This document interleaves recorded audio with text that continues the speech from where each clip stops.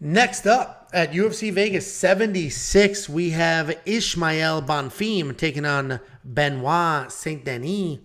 I don't know why I said that like that. Ismael Bonfim, 19-3 overall, 5-0 in his last 5. He's coming off that big win over Terrence McKinney. He's taking on Benoit Saint-Denis, 10-1, 4-1 in his last 5, coming off the early knockout over Gabriel Miranda.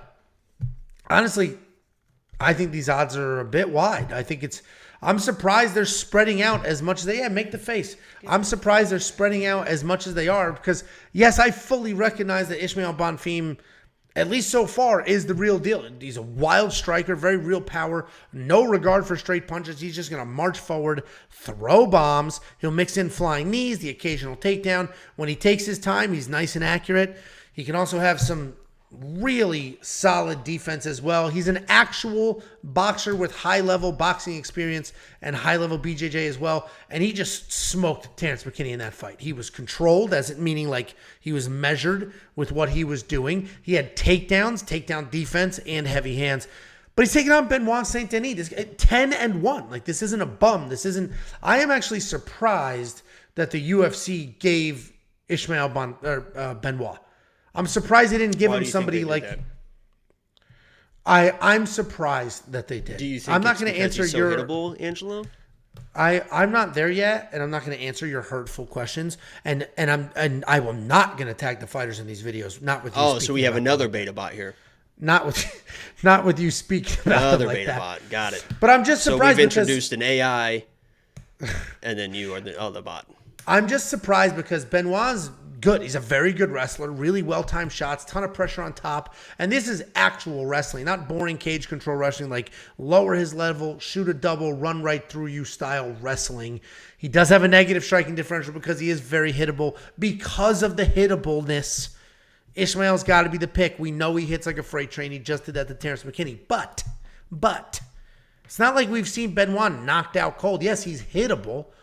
But if that chin holds up and he works in some takedowns, we don't know what Bonfim's going to look like a little later. We don't know what just defending takedown after takedown after takedown is going to look like. He has been a decision, so it's not as though he has no cardio and all that crap.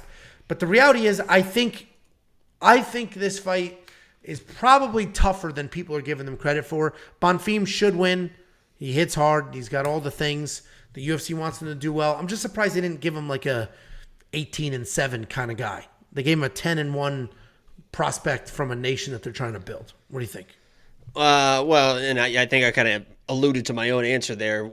The reason they gave him Benoit Saint-Denis. And let me first off by saying I'm a big fan of Saint-Denis. When this fight was announced, I thought the exact same thing. I was like, holy shit, Benoit is a very good grappler and is tough as fucking shit. If you guys have never watched that fight against Zaleski, just got the absolute fuck beat out of him for 15 minutes. I mean, absolutely, but did not quit. I mean, if you guys did not know, this guy is a French Special Forces guy, basically the equivalent to a Navy SEAL, now an MMA fighter. There is no quit, and there's all dog in this guy. I have all the respect in the world for Benoit Saint-Denis. In my mind, I wanted to pick him when I was breaking down this fight, so I was literally actively looking for reasons to pick him in this fight. I watched that Terrence McKinney fight against Bonfim, and I was like, oh, Terrence McKinney getting on his hips. If he can get on his hips just like Terrence McKinney did. Terrence McKinney actually dragged him to the ground, was on his back a little bit. But you watch Bonfim, if you watch Bonfim in that fight and in those positions,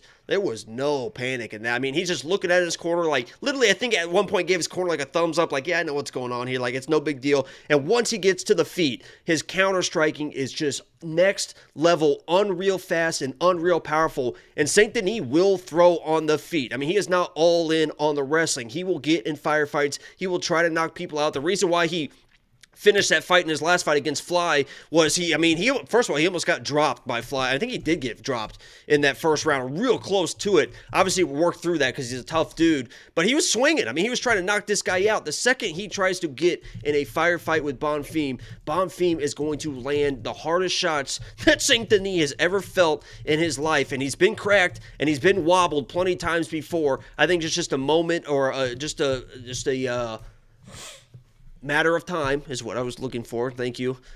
Before he is knocked out, and I think that if Bonfim's going to knock anyone out, I think it's going to be Saint-Denis. He's a very, very hittable guy. I don't think he's going to be able to have the wrestling and grappling to be able to control Bonfim. And that striking is damn. I mean, that's Jesus Christ when he hits people. He hits super hard. I mean, he obviously hits incredibly hard. So I picked him to win. I'm not trying to pretend that I don't think he wins. I just think Benoit's a lot better than these odds are representing. And, so the Dix Insider is just constantly wrong in this live chat. He was saying the Ismael hype is all recency bias. Nobody picked him to beat Terrence McKinney. And that's just not true. He was the favorite in that Terrence McKinney fight, and those odds took off. And I remember because I bet on Terrence McKinney, and then 2 weeks later, the odds were, I was way off. So, yeah, a lot of money came in on him. Bonfim opened plus 111, closed at plus 105. Okay. Well, there was a favorite at one point. So you just got right. No it says closing, McKinney was minus 125 to minus 108. Bonfim was minus 110 to plus 105. Because I'm positive. Was there the chart in the middle? I'm positive. I had McKinney. McKinney was the favorite the entire time. Shut the fuck up. I'm just looking at it right now. It was a pick 'em on January 14th. But other than that, he was a favorite the whole time. I remember being pissed. I would apologize if I were you. That's what I do on live stream. If you can go at people as long as you apologize. He was annoying before. We're even so far. That's rough, man. Live stream. Sorry about that, guys. He doesn't man up like me. The only reason that I feel that way is because I remember I bet on him, on Terrence McKinney, and then I ended up, the odds ended up closing better than what I bet on him at. But if you're saying that he closed at a minus 125, that doesn't make any sense. So, anyway. All right, well, I think Bonfim wins. He was a massive favorite. He was a massive favorite in his last fight, and he should be in this fight. And I think he gets it done. I'm not going to spend the $9,200 in DraftKings. I was reading that comment. Ever since I got out of prison a year ago today, congratulations, by the way, I haven't missed a video, guys. I'm a Jacob fan, but I just have to say he's a freckled cocksucker for throwing 2K on Rebus. Fucking asshole. Yikes. Lots of support, huh? Lots of support. Wow. Anyway, you're going to spend the $9,200 in DraftKings? You think he gets a finish, so then he's worth it? What was the question? The DraftKings, the $9,200 in DraftKings. Yeah, I think I might respect Benoit enough to leave him out, honestly. He is tough as fucking shit, man. Which was my whole point. Well, I think it's going to... I literally think that this could look like that Zaleski fight, or the Ezekiel, whatever that... What was his name? Zaleski, yeah, that's right. Yeah, Zaleski. Yeah, I think it could look like that, where Bonfim just beating the absolute brakes off him for fucking 15 minutes. Yeah. All right, well, if you want to unlock all the things, including the live movement tracker, which will be more accurate than my memory, WeWantPicks.com, only $10 a month. You unlock everything you could ever want or need to help you find your spots. You can look at my bets, see if you agree. Look at Jacob's bets, see if you agree. Look at the AI's bets, see if you agree. Find your own spots, compare them. Hey, we're going to have to keep track. I bet when all three of us agree, me, you, and the bot, it's got to be picking at 100%, right? Me, the AI, and the bot? Me, you, me, the AI, and the bot? How am I a bot? It makes no sense.